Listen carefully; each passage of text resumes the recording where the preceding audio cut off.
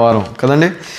ఇప్పటిదాకా 2 సర్మన్స్ మనం విన్నాము. 2 సర్మన్స్లో కూడా ఫస్ట్ సర్మన్ వచ్చేసి అసలు ఎఫీసీలకు రాసిన పత్రిక ఎందుకు రాయాల్సి వచ్చింది? పౌలు భక్తుడు ఎవరికి రాస్తున్నాడు? ఎఫీసీలో ఉన్న వాళ్ళకి రాస్తున్నాడు, అవును. కానీ వాళ్ళ పరిస్థితి ఏంటి? ఎందుకు రాయాల్సి వస్తుంది? ఏ రకమైన హెచ్చరికలు ఉన్నాయి? లేకపోతే ఆ లెటర్, నేను చెప్పాను కదా, మొత్తం 13 లెటర్స్ రాశాడు పౌల్. కొంతమంది 7 అంటారు, అవన్నీ పట్టించుకోవద్దు. చాలామంది they have different perceptions. But బిబ్లికల్గా చాలామంది స్కాలర్స్ ఒప్పుకునేది, కామన్గా ఒప్పుకునేది 13 letters of Paul, right? Pauline letters అంటాం మనం వాటిని. మళ్ళీ చెప్తా వచ్చాను నేను. సో 13 లెటర్స్లో కూడా ఎఫీసీలకు రాసిన పత్రిక నేను చెప్పాను, అది జైలు నుంచి రాయబడుతుంది. 4 పత్రికలు రాశాడని చెప్పాను జైలు నుంచి. అవి గుర్తున్నాయి ఎవరికైనా? కొలసి, ఎఫెసీ, ఫిలిప్పీ, ఫిలెమోను. 4 పత్రికలు జైల్లో ఉంటుండగా రాశాడు. అందులోనే ఇది ఒక పత్రిక, మన ఎఫీసీలకు రాసిన పత్రిక. అయితే ఎలాంటి సందర్భంలో రాయాల్సి వస్తుంది, అవన్నీ మళ్ళీ నేను డీటెయిల్స్లోకి వెళ్ళాను, సమయం లేదు మనకి. అయితే ప్రీవియస్ వీడియోస్లో ఉన్నాయి మన యూట్యూబ్ ఛానల్లో, మీరు తప్పక అవి చూడండి. సో దట్ మీకు ఆ కాంటెక్స్ట్ కావాలన్నా, బ్యాక్గ్రౌండ్ కావాలన్నా, అసలు ఈ లెటర్ ఎందుకు రాయబడుతుంది, ఎవరికి రాయబడుతుంది, ఇది అర్థం చేసుకోకపోతే మనం ఈ లెటర్ ఎంత చదివినా కూడా అది మనకు వర్తించదు. లేకపోతే దానిలో ఉన్న సారం మనం అర్థం చేసుకోలేం. There is no point. మన కాంటెక్స్ట్, మన బ్యాక్గ్రౌండ్ ఎప్పుడైనా కూడా మీరు జ్ఞాపకం ఉంచుకోండి.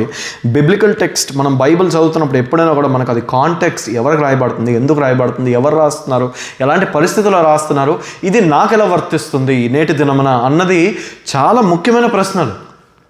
లేకపోతే కంప్లీట్గా అవుట్ ఆఫ్ కాంటెక్స్ట్లో మనం చదివితే అంటే ఏం మీనింగ్ ఉండదు, ఇంకా దానికి సెన్స్ ఉండదు, రైట్? బిబ్లికల్ హెర్మెన్యూటిక్స్ అని ఒక టాపిక్, ఒక కోర్స్ ఉంటుంది సెమినరీలో. అక్కడ వాళ్ళు మెయిన్గా అదే నేర్పించేది. బిబ్లికల్ హెర్మెన్యూటిక్స్లో ఒక టెక్స్ట్ని ఎలాగా మనము అర్థం చేసుకోవాలి, ఎలా కాంటెక్స్ట్ని కానీ ఏ రకంగా మనము దాన్ని మనం వర్తించేలాగా ఎలా మనం దాన్ని అర్థం చేసుకోవచ్చు అన్నది. అయితే ఈ సమయంలో మరి ఎఫీసీలకు రాసిన పత్రిక 2వ అధ్యాయంలోకి మనం వెళ్ళబోతున్నాం. అయితే 2వ అధ్యాయంలోకి వెళ్ళే ముందు ప్రార్థనతో మనము ఆరంభిద్దాము. చిన్న ప్రార్థన చేసుకొని 2వ అధ్యాయంలో దేవుడు ఈరోజు మనతో ఏ విషయాలు అయితే మాట్లాడాలని ఆశపడుతున్నాడో ఆ విషయాలు మనం తప్పక మనము ఒకసారి చూద్దాం. ఓకే అండి, థ్యాంక్ యూ. 2వ అధ్యాయంలోకి వెళ్ళే ముందు చిన్న ప్రార్థన చేసుకుందాం. పరిశుద్ధుడ, మహోన్నతుడ, కృప కలిగిన తండ్రి, నా దేవా, నా ప్రభా, ఇప్పటిదాకా ఆరాధనలో తండ్రి గొప్పగా నడిపించావు, నీకు వందనాలు, నీకు స్తోత్రంలో. ఎదుగునే మరి సంఘంగా కూడటం, ఒక సమాజంగా కూడటం మానవేయొద్దని ప్రభా హెబ్రీయులకు రాసిన పత్రికలో తండ్రి నీ ఆజ్ఞగా మేము చూస్తున్నాము. ఇక్కడ మేము కలిసి ఉన్నాం నాయన ప్రభా తండ్రి. మరి మాకున్న ఈ కొద్దిపాటి సమయంలో నాయన నేను ఘనంగా ఆరాధించుకోవటానికి నువ్వు ఇచ్చిన సమయము, మరి నీ వాక్యంలో కూడా ప్రభా మేము చూడటానికి తండ్రి, దాన్ని మేము అర్థం చేసుకోవడానికి కూడా ప్రభా మా అందరికీ వినగలిగే చెవులు, గ్రహించుకునే మనస్సు, చూడగలిగే కనులు దయచేయమని నేటి దినాన. నీ వాక్యం ఎంతో శక్తివంతమైనది ప్రభా, నీ వాక్యంలో ఎంత బలం ఉంది. అలాంటి వాక్యం నుంచి మేము తొలగిపోకుండా ప్రభా నీ వాక్యాన్ని స్పష్టంగా మేము చూడటానికి ప్రభా, ప్రాపర్గా అర్థం చేసుకోవడానికి మా అందరికీ జ్ఞానమును, వివేచనను దయచేసి నీవే ఉండి నడిపించమని, నీ పరిశుద్ధాత్మ కార్యం ఇక్కడ మెండుగా జరిగించమని ప్రభు యేసు నామములో అడుగుచున్నాము తండ్రి, ఆమేన్. మంచిదండి. మరి మొదటి అధ్యాయం మనము చూసినప్పుడు 2వ అధ్యాయంలోకి వెళ్ళేటప్పుడు ఇంకా నేను జస్ట్ రీక్యాప్ మాత్రమే ఇస్తున్నాను స్టిల్. సో మొదటి వచనం నుంచి 14వ వచనం వరకు నేను మీకు చెప్పాను. 14వ వచనం వరకు కూడా ఏం జరుగుతుందంటే, మొదటి 14 వచనాల్లో మొదటి అధ్యాయంలో Paul is opening with greetings. దాని తర్వాత the salvation work of a triune God, అంటే త్రిత్వము, త్రియేక దేవుడు ఎలా, అంటే తండ్రి అయిన దేవుని పాత్ర ఏంటి, ప్రభు అయిన యేసుక్రీస్తు పాత్ర ఏంటి, పరిశుద్ధాత్మ దేవుని పాత్ర ఏమిటి, వాళ్ళు ఏం చేస్తున్నారు అసలు ఈ సాల్వేషన్ ప్లాన్లో. పడిపోయిన మానవాళిని, లేకపోతే దిస్ ఫాలెన్ హ్యుమానిటీ, ఈ సిన్ నుంచి వీళ్ళని ఎలా మనం బయటకు తీసుకొని వచ్చి మళ్ళీ మనతో జతపరచుకోవచ్చు. ఎందుకంటే remember back in Genesis chapter 1 it says God created us in his own image. ఆయన తన సొంత స్వరూపమందు ఆయన మనల్ని సృష్టించాడు. సృష్టిని అంతటిని కూడా నోటి మాటతో పలుకుతుండగా దేవుని ఆత్మ కార్యం చేసుకుంటూ వెళ్తూ ఉంది. కానీ నరుడి దగ్గరకు వచ్చేసరికి మాత్రం దేవుడు తన సొంత హస్తాలు, స్వహస్తాలతోని మనల్ని చెక్కి, మనల్ని చేసి తన ఆత్మను, లేకపోతే తన బ్రెత్ని, రైట్, రువాక్ ఎలోహీమ్ అని అంటాము. రువాక్ అని అంటే the breath of God, it's the spirit of God. God is spirit, right, the Holy Spirit. రువాక్ ఎలోహీమ్, అది మన నాస్ట్రల్స్లో ఆయన బ్లో చేసి మనకి జీవంను పోయటం మనం చూస్తాం. It's a beautiful scene. About the creation of mankind, right? So ఆ వర్క్ అంతా ఎవరు ఏం చేశారన్నది మనకి 14 వచనాల్లో కూడా మనకి స్పష్టంగా మనం చూస్తాం. దాని తర్వాత 15వ వచనం నుంచి, ప్రీవియస్ వీక్ మిస్ అయినట్టయితే 15వ వచనం నుంచి 23వ వచనం వరకు కూడా ఏం జరుగుతుందంటే, ఈ భాగంలో 15 నుంచి 23 భాగంలో పౌలు ప్రార్థన చేస్తాడు. ప్రార్థన ఏ రకంగా చేస్తారంటే, ఈ ఎఫెసీలో ఉన్న వాళ్ళు ఏ రకంగా జనుల పట్ల ఫేవర్ చూపిస్తున్నారు, ఎలా వేరే విశ్వాసాన్ని ఏ రకంగా ప్రేమిస్తున్నారు. ద సెయింట్స్ అని అన్నాను కదా, సెయింట్స్ అన్నప్పుడు వేరే విశ్వాసులు, మనమందరం సెయింట్స్, రైట్? సో వేరే విశ్వాసుల్ని, దేవుని మాత్రమే ప్రేమించడం కాదు, వేరే వాళ్ళ పట్ల కూడా ఎలా మీరు ప్రేమ కలిగి ఉన్నారు, దాన్ని బట్టి మిమ్మల్ని నేను అభినందిస్తున్నాను అని చెప్పి, దాన్ని బట్టి మిమ్మల్ని బట్టి దేవునికి కృతజ్ఞతను తెలియజేస్తున్నానని చెప్పి ఒక ప్రార్థన మనం చూస్తాం. పౌలు భక్తుడు చేస్తున్న ప్రార్థన అది. 15వ వచనం నుంచి ఎక్కడి వరకు చేస్తారంటే ఆల్మోస్ట్ 19th వర్స్ వరకు మనం చూస్తాము. His praising and his praying to God. అయితే 20 నుంచి 23 వచనాల వరకు కూడా ఏం చెప్తుందంటే, ఏ శక్తి బట్టి అయితే మీరందరూ సేవ్ అయ్యారో, రక్షింపబడ్డారో, అదే శక్తి, అదే ఆత్మ క్రీస్తును మృతులలో నుంచి లేపటం మాత్రమే కాదు, ఆ ఉన్నతమైన స్థలముల్లో కూర్చోబెట్టింది, ఆ రాజ్యములో కూర్చోబెట్టింది అన్నది స్పష్టంగా పౌలు భక్తుడు రాసుకుంటూ వెళ్తాడు 23వ వచనం వరకు, right? The same power of God మీరు గ్రహించుకోలేకపోతున్నారు. ఎఫెసీలో ఉన్న వాళ్ళారా, మీరు వాక్యం చదువుకుంటున్నారు, ప్రార్థనలో కూడుతున్నారు, ఇదంతా, కానీ మీలో వస్తున్న మార్పులకు, మీలో వస్తున్న ఆ చేంజెస్, లేకపోతే ఇప్పుడు మీకు ఎవ్రీథింగ్ ఈజ్ మేకింగ్ సెన్స్.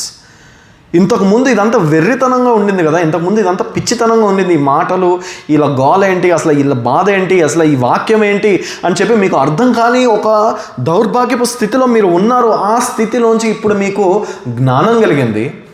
సడన్గా ఇదే వాక్యము మీకు శక్తిగా మారింది, ఇదే వాక్యము మీకు బలంగా మారింది.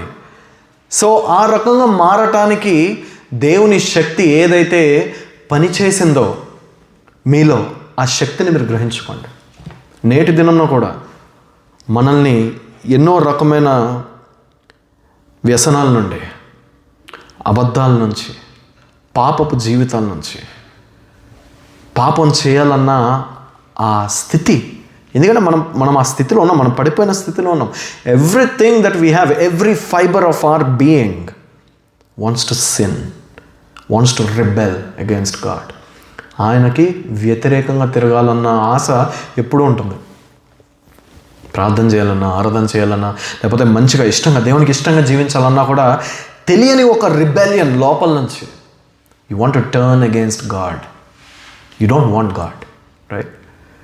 That's in us, in the nature. That's what we say is the sin. జన్మ తరహా, కర్మ తరహా పాపం. జన్మ తరహా అంటే పుట్టినవాడు ఏం పాపం చేశాడు? అప్పుడే పుట్టాడండి, పసిబిడ్డండి వాడేం పాపం చేశాడు? అంటే ఆ స్వభావం. when sin entered the world by one man, Adam, when he fell, right, the sin entered the world, death entered world. పాపానికి జీతం మరణం. సో మరణం కూడా వచ్చింది. సో ఆ స్వభావం అన్నది వచ్చేసింది జనంలోకి, ఇంకెవరు దాన్ని ఆపలేరు. అందుకే యేసయ్య పుట్టినప్పుడు ఆయన పరిశుద్ధాత్మ ద్వారా కన్యక గర్భం ధరించింది. నాట్ త్రూ ప్రోక్రియేషన్, మనం రీప్రొడ్యూస్ ఎలా చేస్తాం, లేకపోతే ప్రోక్రియేషన్ బట్టి కాదు. సో ఆదాము యొక్క పాపము యేసయ్యలో లేదు, because he was born. She conceived through the power of the Holy Spirit, right? That's what we see there happening. అయితే ఆ శక్తినే మీరు గ్రహించుకోండి. అదే శక్తి క్రీస్తును కూడా మృతులలో నుంచి లేపింది.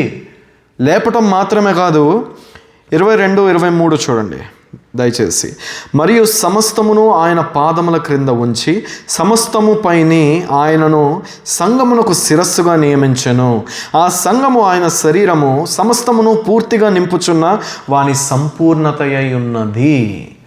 దేవుని ఆత్మ గురించి మాట్లాడుతుంది. అలానే సంఘానికి శిరస్సు క్రీస్తు, ఆయన సంపూర్ణత, క్రీస్తు యొక్క సంపూర్ణత ఏమై ఉన్నదండి? సంఘము. అందుకే మచ్చలేని, మలినము లేని సంఘముగా మనల్ని మార్చుకున్న తర్వాత బికాజ్ ఆయనలో ఇంపర్ఫెక్షన్ ఉండకూడదు కదా. మనం ఆయనలో భాగమై ఉన్నప్పుడు మనలో ఇంపర్ఫెక్షన్స్ ఉండకూడదు, మనలో తప్పులు ఉండకూడదు, పాపం ఉండకూడదు. ఒక సంఘంలో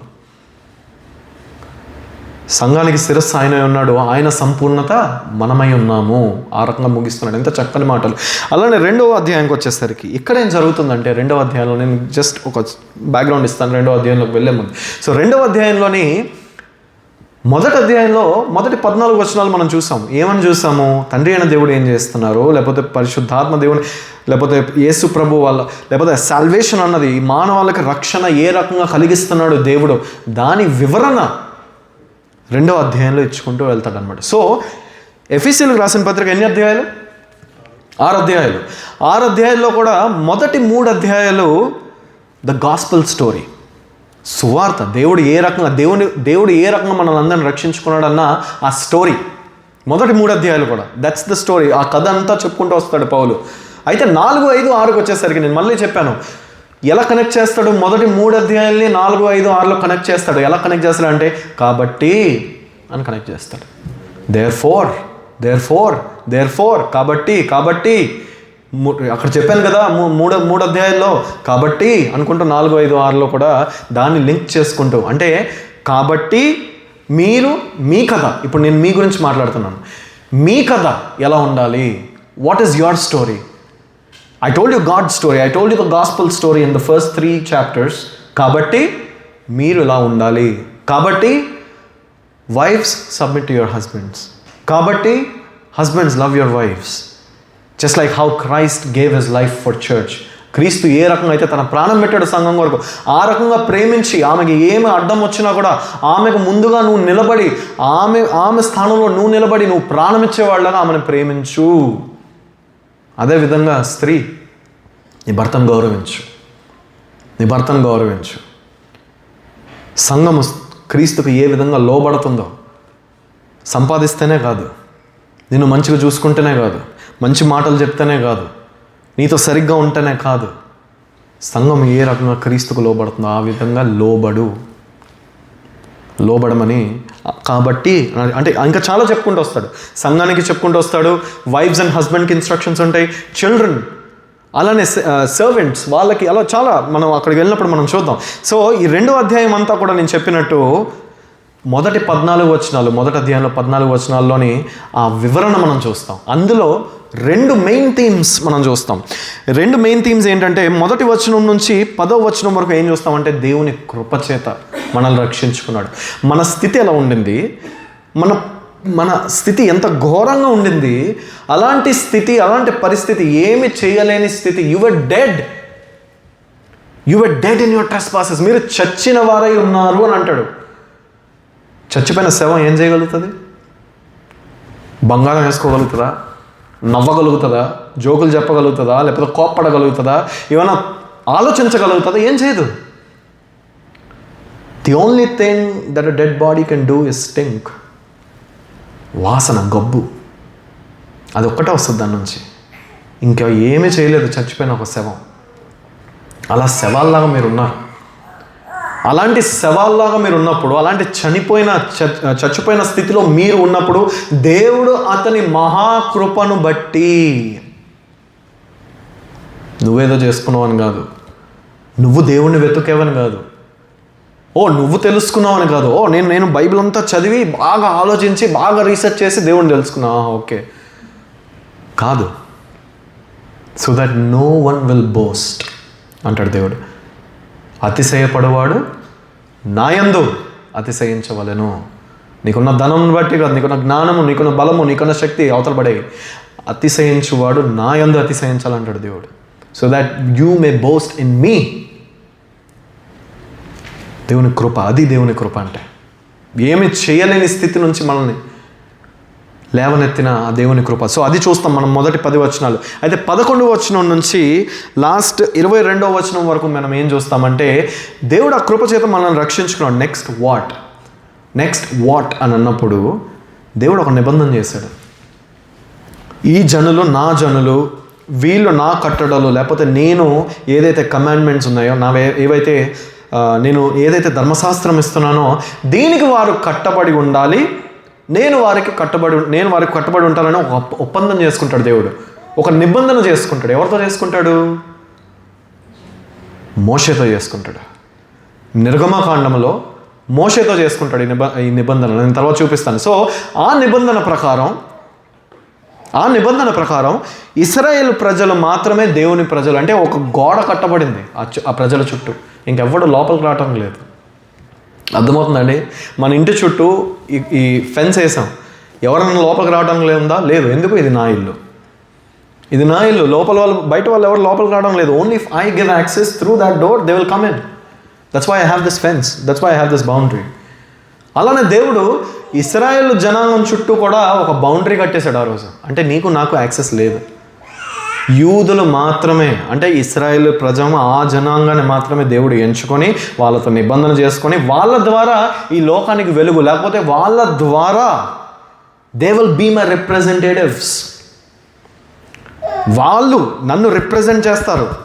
వాళ్ళని, ఆ జనాంగాన్ని దేవుడు ఎంచుకొని ఒక చుట్టూ బౌండరీ వాల్ కట్టేశాడు. ఆ రోజు నుంచి ఎవరికి దానిలోకి ఎంట్రీ లేదు. ఆ గోడను బద్దలు కొట్టింది మన Yesayya. So that we are now a part of that family. ఆమేన్. అదే చెప్తాడు 11వ వచనం నుంచి 22వ వచనం వరకు ఎలాగా ఆ గోడ అన్నది బద్దలు కొట్టబడింది. ఇప్పుడు మనకి యాక్సెస్ ఎలా వచ్చింది? How do we now have access to that family, to that covenant? ఇంతకుముందు లేదు కదా. మోషే దగ్గర నిబంధన చేయబడినప్పుడు నీకు నాకు లేదు. ఇప్పుడు అన్యజనులమైన మనకి ఏ రకమైన ఆ యాక్సెస్ ఎలా కలిగింది అన్నది 11వ వచనం నుంచి 22వ వచనం వరకు చెప్పుకుంటూ వస్తాడు. అయితే చూద్దానండి క్విక్గా. 2వ అధ్యాయం మనము 1వ వచనం చూడండి దయచేసి.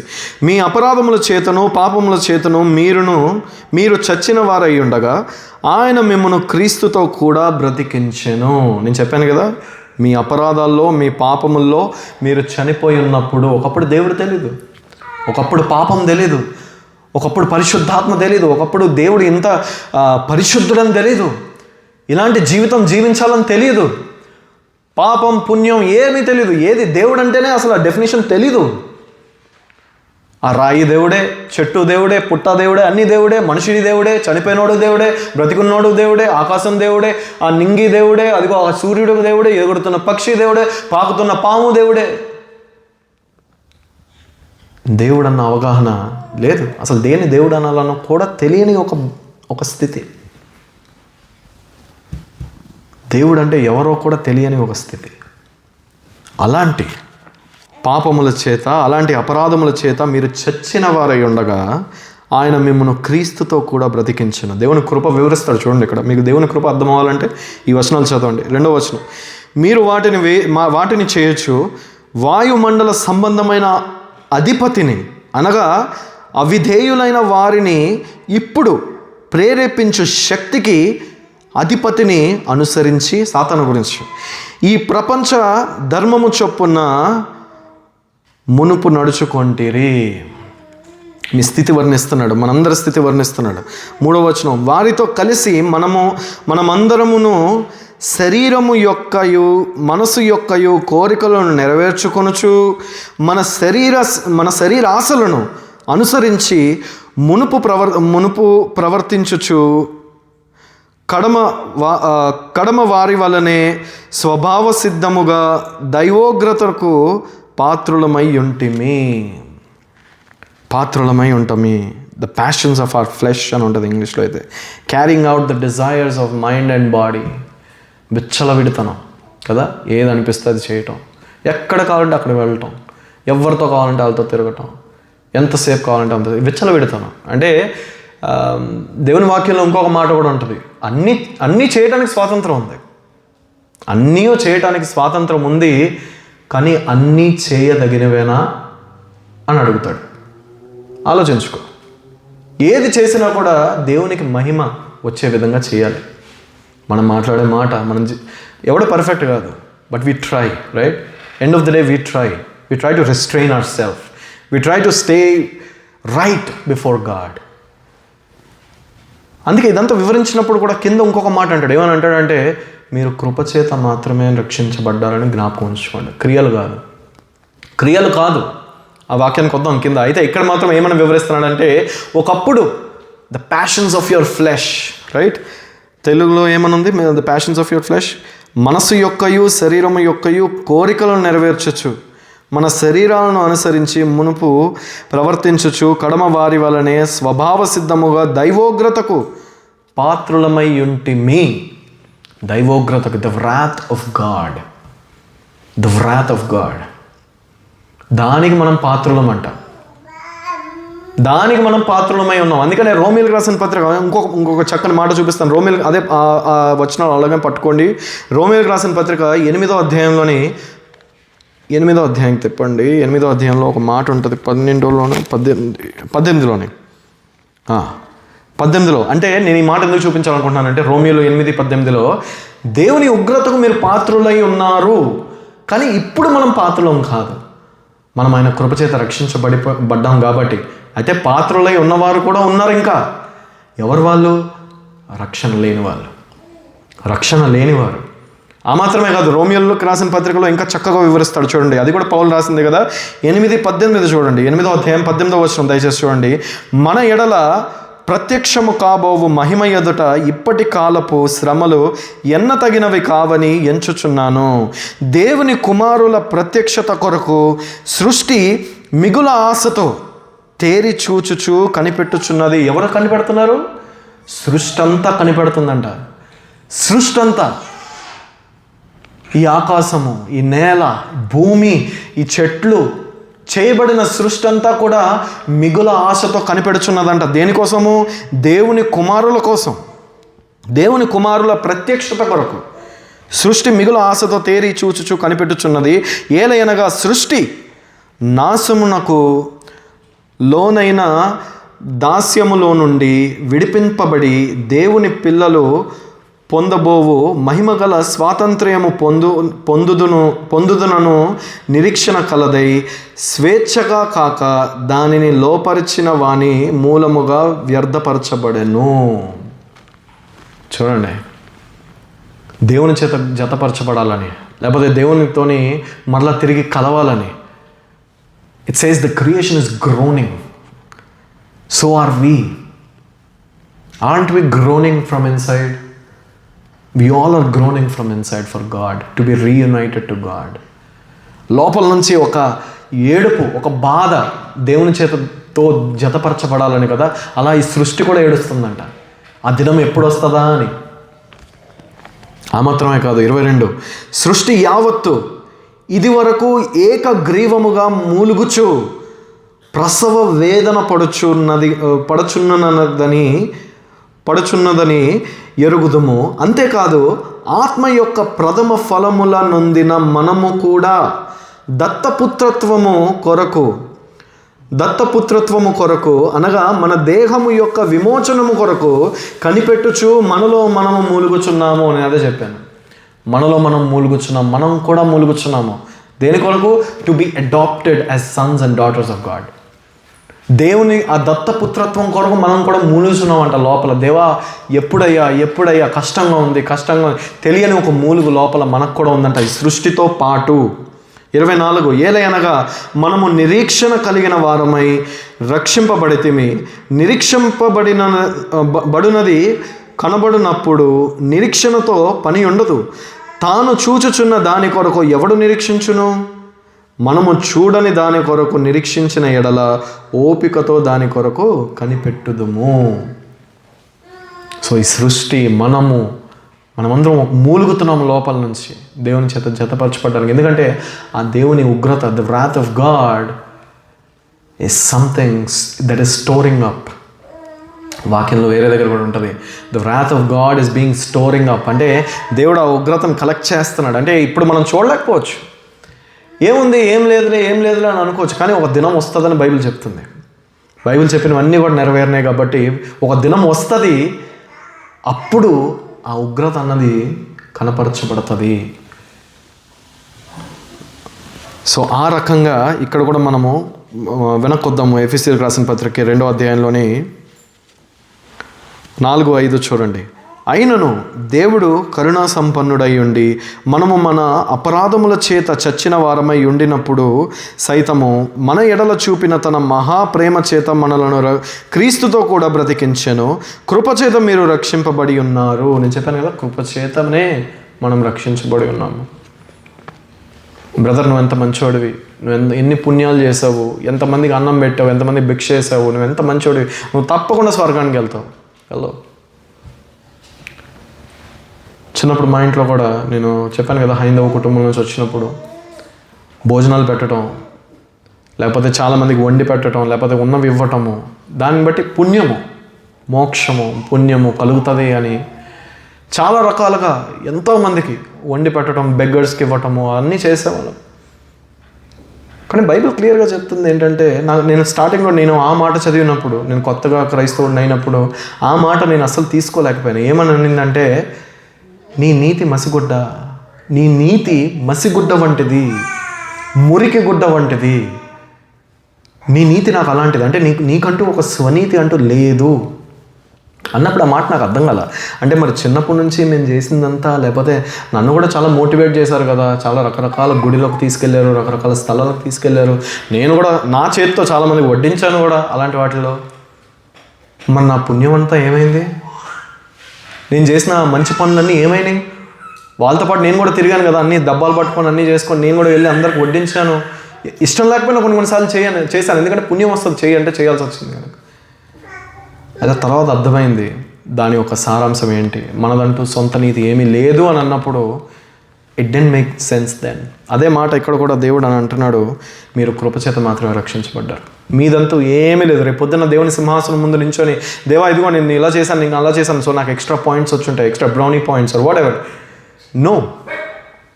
No brownie points, no. కృపచేత మాత్రమే రక్షించబడ్డారని క్లియర్గా దేవుని వాక్యం చెప్తుంది. అది మాత్రం జ్ఞాపకం ఉంచుకోండి. 7వ వచనం, క్రీస్తేసునందు మనలను ఆయనతో కూడా లేపి పరలోకమందు ఆయనతో కూడా కూర్చుండబెట్టెను. క్రీస్తేసునందు. 8వ వచనం, మీరు విశ్వాసము ద్వారా కృపచేతనే రక్షింపబడి ఉన్నారు, ఇది మీ వలన కలిగినది కాదు, దేవుని వరమే. సో ఇప్పటికి కూడా మీరు ఇంకా నేను అక్కడ ఏ రకంగా కూడా నేను అక్కడ చేరాలి, లేకపోతే ఏ రకంగా అక్కడ నేను ఒక స్థాయి సంపాదించుకోవాలి, ఏ రకంగా అక్కడికి ఒక ఎంట్రీ నేను సంపాదించుకోవాలి, నేను ఇది చేయాలి, నేను అది చేయాలి అని అనుకున్న వాళ్ళకి దేవుని వాక్యం స్పష్టంగా చెప్తుంది, విశ్వాసం వలన కృపచేత మాత్రమే మీరు రక్షించబడ్డారని. ధర్మశాస్త్రం లేదు ఇందులో. మీరు చేసే పనులు దాన్ని బట్టి కాదు. థియాలజీ ఎగ్జామ్ కాదు. థియాలజీ ఎగ్జామ్ అయితే పెద్ద పెద్ద ప్రొఫెసర్స్, పిహెచ్డీ ఉన్న వాళ్ళ థియాలజీలో వాళ్ళే ఫెయిల్ అయిపోతారు, నువ్వు నేనంతా. సో ఇవేమీ కాదు. నువ్వు చేసిన ఏ పని ఏ సత్క్రియలను బట్టి కాదు. క్లియర్గా ఉంది. By grace through faith, by grace you have been saved through faith. ఎందుకంటే ఈ వాగ్దానము, ఈ ప్రామిస్ ఎప్పుడో ఇవ్వబడింది. ఎవరికి ఇవ్వబడింది? అబ్రహాంకి ఇవ్వబడింది ఆదికాండంలో. It was the promise of God. ఒకటి చెప్పండి, అబ్రహాంతో దేవుడు అక్కడ నిబంధన చేసుకున్నాడు, వాగ్దానం చేశాడు, నీ ద్వారా నేషన్స్ రైజ్ అవుతాయి, నీ ద్వారా వాళ్ళు నిన్ను పితరునిగా చేస్తాను అని చెప్పి. అయితే విశ్వాసమును బట్టి మాట్లాడుతున్నాడు కదా, అబ్రహాంకున్న విశ్వాసమును బట్టి. ఆయన విశ్వాసమే ఆయనకు నీతిగా ఎంచబడిందని కూడా దేవుడు చెప్పేస్తాడు తర్వాత వాక్యంలో, మనకి నూతన నిబంధనలో. అయితే నాకు ఒక విషయం చెప్పండి, అబ్రహాంతో చేసుకున్న నిబంధన ముందొచ్చిందా, ధర్మశాస్త్రం ముందొచ్చిందా? అబ్రహాంతో చేసుకున్న నిబంధన ముందొచ్చింది. మోషేతో చేసుకున్న ఆ ధర్మశాస్త్రము, లేకపోతే ఇవ్వబడిన 10 ఆజ్ఞలు, తర్వాత అక్కడ సీనాయి పర్వతం మీద చేసుకున్న నిబంధన, the covenant at Sinai, the covenant at Mount Sinai. That is what I was talking about earlier.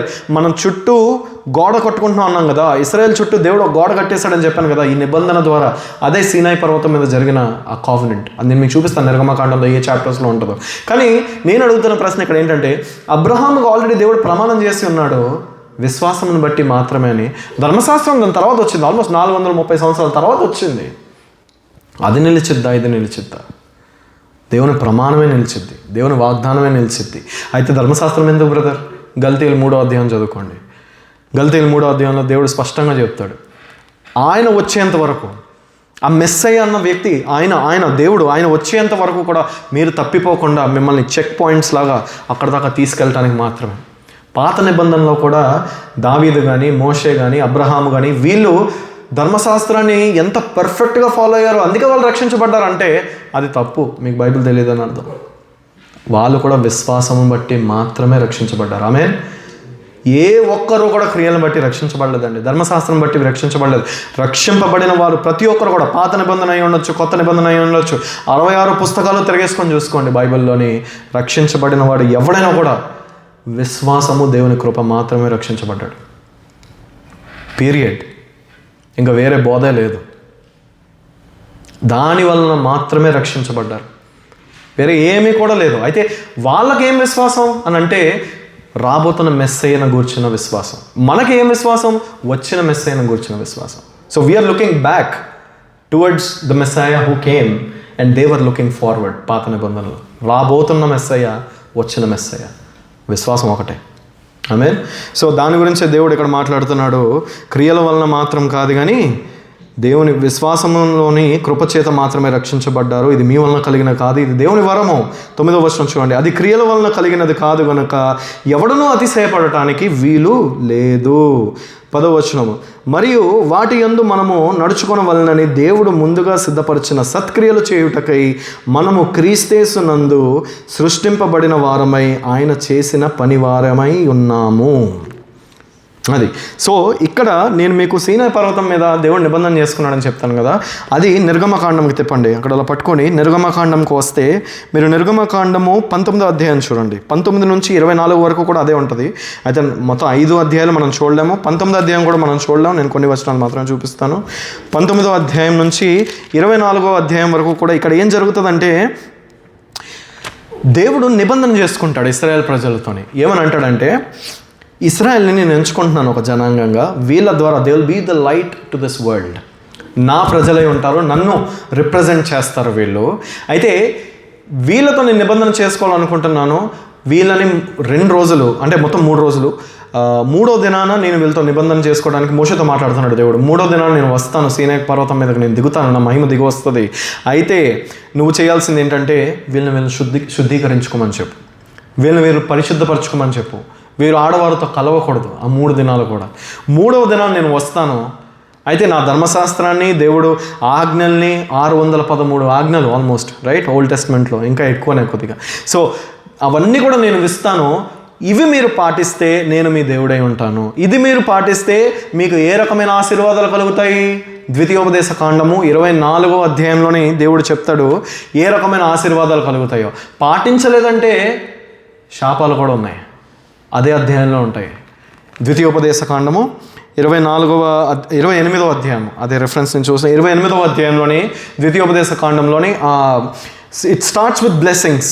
మీరు ఒకవేళ నేను చెప్పినవన్నీ కూడా మీరు పాటిస్తే ఇదిగో మీరు ఈ రకంగా మిమ్మల్ని ఈ రకంగా అభివృద్ధి పరుస్తాను. మీరు పాటించకపోతే ఈ రకమైన నాశనాన్ని మీరు చూస్తారు, ఈ రకమైన శిక్ష మీరు చూస్తారు అని చెప్పి 28వ అధ్యాయంలో చూస్తాడు. అయితే 28 ద్వితీయోపదేశ కాండంలో దేవుడు చెప్పుకొస్తాడు. అయితే ఇక్కడ చూడండి 19వ అధ్యాయంలోని 5వ వచనంలో మీరు చూస్తే 5వ వచనం మాత్రం చూడండి.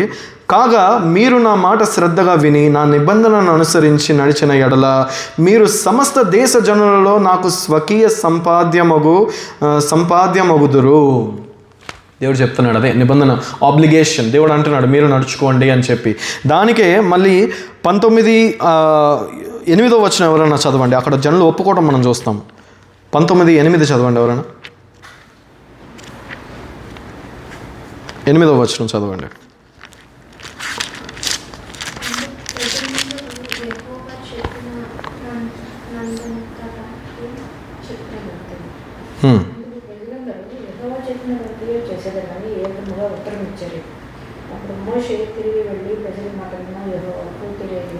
చూడండి 8వ వచనం స్పష్టంగా చెప్తున్నాడు. అందుకు ప్రజలందరూ ఒప్పుకున్నారంట.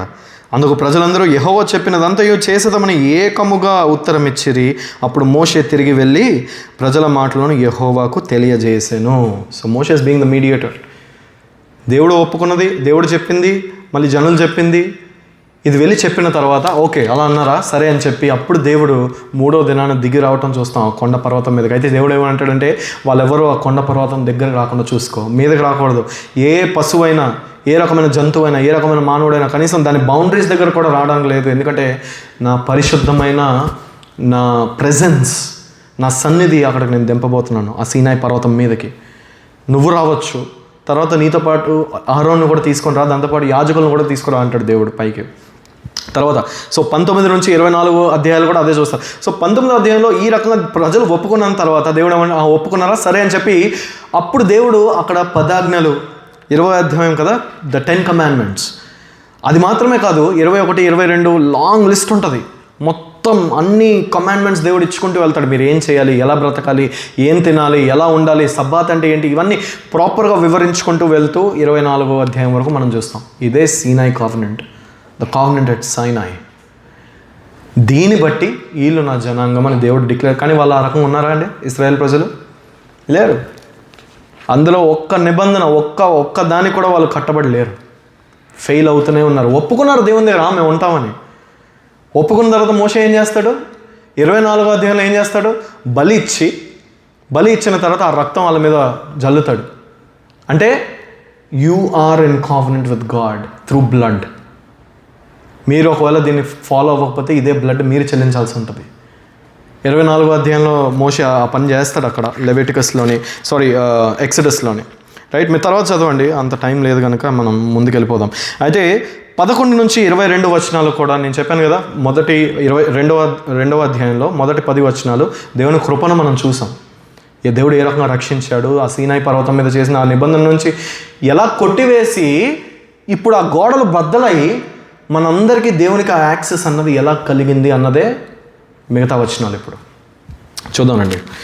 ఇక్కడ దేవుడు ఏ రకమైన మాటలు మాట్లాడుతున్నాడు చూడండి. 11వ వచనం నుంచి, కాబట్టి మునుపు శరీర విషయంలో అన్యజనులై ఉండి శరీరమందు చేతితో చేయబడిన సున్నతి గల వారు అనబడిన వారి చేత సున్నతి లేని వారనబడిన మీరు ఆ కాలమందు ఇశ్రాయేలులతో సహపౌరులు కాక, నేను అదే చెప్తున్నాను చూడండి, ఆ కాలంలో మీరు సహపౌరులు కారు, ఎందుకంటే మీరు నిబంధన జనులు కాదు. అదే అంటున్నాడు చూడండి దేవుడు 12వ వచనం గమనించండి. ఆ కాలమందు ఇశ్రాయేలులతో సహపౌరులు కాక పరదేశులను, వాగ్దాన నిబంధనలు లేని పరజనులను, నిరీక్షణ లేని వారును, లోకమందు దేవుడు లేని వారునై ఉండి క్రీస్తుకు దూరస్తులై ఉంటిరని మీరు జ్ఞాపకము చేసుకొనుడి. క్రీస్తుకు దూరస్తులై ఉన్నారంట మీరు అప్పుడు, కానీ ఇప్పుడు కాదు. 13, అయినను మునుపు దూరస్తులైన మీరు ఇప్పుడు క్రీస్తేసునందు క్రీస్తు రక్తము వలన సమీపస్తులై ఉన్నారు. దూరస్తులు ఇప్పుడు సమీపస్తులై ఉన్నారు క్రీస్తేసు రక్తమునందు. The blood of Jesus, right, that has shattered those walls, those boundaries, and now you and I have access to God through the blood of Jesus. Amen. So ఆ రకంగా 14, ఆయన మన సమాధానమై ఉండి మీకును మాకును ఉండిన ద్వేషమును అనగా విధి రూపకమైన ఆజ్ఞలు గల ధర్మశాస్త్రమును తన శరీరమందు వేయుట చేత మధ్య గోడను పడగొట్టి, నేను చెప్పాను కదా, మధ్య గోడను పడగొట్టి మన ఉభయులను ఏకము చేసెను. ఇట్లు సంధి చేయుచు ఈ ఇద్దరిని తన యందు ఒక్క నూతన పురుషునిగా సృష్టించి తన శిలువ వలన ఆ ద్వేషమును సంహరించి దాని ద్వారా వీరిద్దరిని ఏక శరీరముగా చేసి దేవునితో సమాధానపరచవలనని ఈలాగు చేసెను గనుక, మరియు ఆయన వచ్చి దూరస్తులైన మీకును సమీపస్తులైన వారికిని సమాధాన సువార్తను ప్రకటించెను. ఇద్దరు మనుషులు కాదు, ఏక శరీరులుగా చేసేసాడంట దేవుడు ఇప్పుడు యేసయ్య. అందుకనే ఆయన శిరస్సుగా ఉన్నాడు, మనం ఆయన శరీరంగా ఉన్నాం. అంటే శరీరాలు ఎన్ని ఇక్కడ? ఒక్కటే. ఏక శరీరునిగా దేవుడు చేశాడు. ఇప్పుడు నువ్వు ఇంకా క్రీస్తు కాదు, క్రీస్తే. ఆమేన్. బ్రతుకుట క్రీస్తే, చావైతే మేలు అంటాడు పౌలు. ఒక్క జనునిగా, ఏక జనునిగా చేశాడు దేవుడు. అంటే రేపు పొద్దున దేవుడు ఆయన మహిమ సింహాసనం ముందు నిన్ను చూసినప్పుడు నిన్ను చూడడు. ఎవరిని చూస్తాడు? యేసయ్యను చూస్తాడు. ఎందుకంటే నీది నాది అంటూ నీతి ఏం లేదు. మనం ఆయన రక్తం చేత కప్పబడి ఉన్నాము. నడినెత్తి నుండి అరికాల వరకు ఆయన రక్తం మనల్ని కప్పుతుంది. కాబట్టి రేపు పొద్దున దేవుడు చూసేది క్రీస్తును, మనల్ని కాదు. అందుకని ఏకజనులుగా చేశాడు అని చెప్పి అక్కడ ఎంత మంచిగా రాశాడు చూడండి, ఎంత చక్కగా. అలానే 17, మరియు ఆయన వచ్చి దూరస్తులైన మీకును సమీపస్తులైన వారికి సమాధాన సువార్తను ప్రకటించెను. 18, ఆయన ద్వారానే మనము ఉభయులము ఒక్క ఆత్మయందు తండ్రి సన్నిధికి చేరగలిగి ఉన్నాము. కాబట్టి మీరిక మీదట పరజనులను పరదేశులై ఉండక పరిశుద్ధులతో పట్టణస్థులను దేవుని ఇంటి వారునై ఉన్నారు. చూసారా, దేవుడు క్లబ్ చేసేసాడు. ఇంతకుముందు ఆ జనాంగము దేవుడు తెలియని జనాంగము, ఇప్పుడు గోడలు బద్దలు కొట్టబడ్డాయి. There is a one family. Chinese లేదు, ఇండియన్ లేదు, పాకిస్తాన్ లేదు, ఆఫ్ఘనిస్తాన్ లేదు, ఆస్ట్రేలియన్ లేదు, అమెరికన్ లేదు, ఏం లేదు. అందరిలో ఒకటే కామన్, ఫెయిత్, విశ్వాసము, కృపను బట్టే మనం రక్షించబడ్డాము. అందుకని there is neither a Greek nor a Jew అంటాడు కదా పౌలు. ఎవరు లేరు, ఏ భేదము లేదు. అందుకనే ఏక పట్టణస్థులను దేవుని ఇంటి వారునై ఉన్నారు. 20 వచనము, నేను ముగిస్తాను ఇక్కడతో 2 వచనాలతో. క్రీస్తు